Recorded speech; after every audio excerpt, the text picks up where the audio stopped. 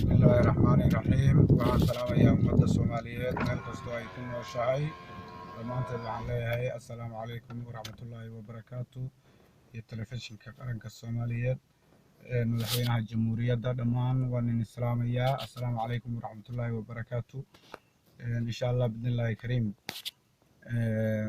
waxaan aad iyo aad ugu mahadcelinayaa madaxweynaha jamhuuriyadda doolarka heerka leh uu ka qaadanayo nabadgelyada Soomaaliya iyo sidii ay Soomaaliya aad iyo aad ugu fariisan lahayd cagaheeda iyo wax kasta oo Soomaaliya haysta siduu uga dulqaadi lahaa ayuu had iyo goor ku jiraa insha Allah madaxweyne abaalkaasna waa lagu hayaa ummadda Soomaaliyeed waa ku haysaa insha Allah taariikhda meel fiican ayaa kaga jidhaa meel aad iyo aad u qaali ayaa kaga jidhaa taariikhda Soomaaliyeed madaxweyne Soomaaliya madaxweyne kula mid ah maanta ma soo marin xilka ilaa madaxdii isbedbedelaysay mudane madaxweyne waxaanu leenahay soo noqo waanu ku leenahay insha Allah ducada ummadda Soomaaliyeedna waa arkaysaa mar walba garabkaaga ayaa la taagan yahay mudane madaxweyne aad iyo aad baanu kugu mahadnaqaynaa inta aad tanaasushay inta aad macnaheedu ummadda Soomaaliyeed ka badbaadisay dhibaatooyin ay la soo doonteen dad mucaarada oo cagaha haya ummadda Soomaaliyeed oo raba inay god ku ridaan ayaa ka qabatay madaxweyne waxaanu ku leenahay guuleyso madaxweyne dad xun oo aan ku gaari karin baa wax kaa sheegaya madaxweyne dad burubur ku soo koray oo tuugnimo ku soo koray oo rabaha qalalaasaha inay ka faa'iidaystaan baa jira mudane madaxweyne dadkan ma rabaan dadka qaarkiis ma rabaan in dowlad Soomaaliyeed oo la aqoonsan yahay ay dhisanto mudane madaxweyne waxay doonayaan burburka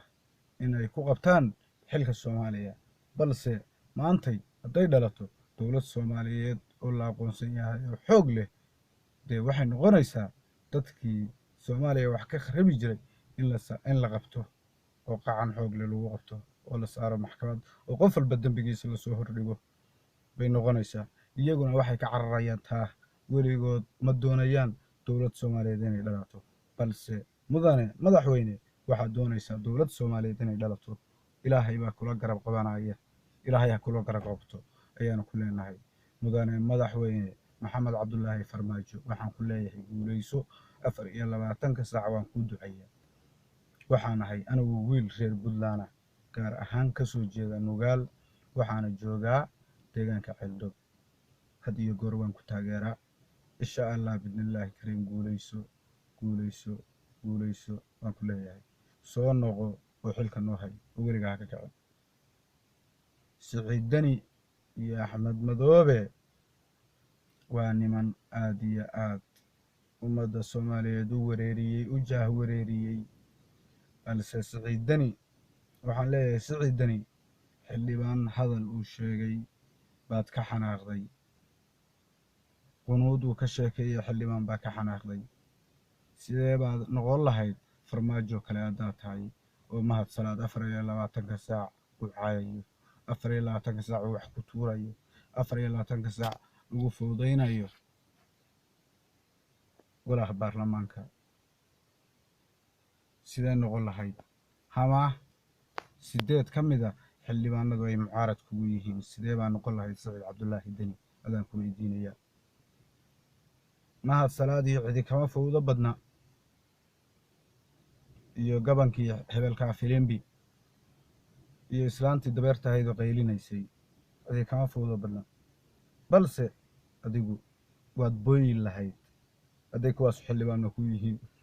Daniyow taasaan ku leeyahay laakiin farmaajo isagoo aan laga dareemin maba xanaaqaba farmaajo maba xanaaqo madaxweynaha Soomaaliya ma xanaaqo baa libaax isku kalsoon waa sharci yaqaan dadakan damba kabale qaylqaylinaya waa wowle laakiin waxa uu fadhiyaa dad taageersan dad aqoon leh dad waxbarashadu waxay tahay yaqaan ayaa u fadhiya aad iyo aad baan idinku mahadcelinayaa ummadda Soomaaliyeed meel kasta aad joogtaan farmaajo maxaad leedihiin ha guuleysto farmaajo guuleyso xilka hay mar walba waa ku ducaynaa mudane madaxweyne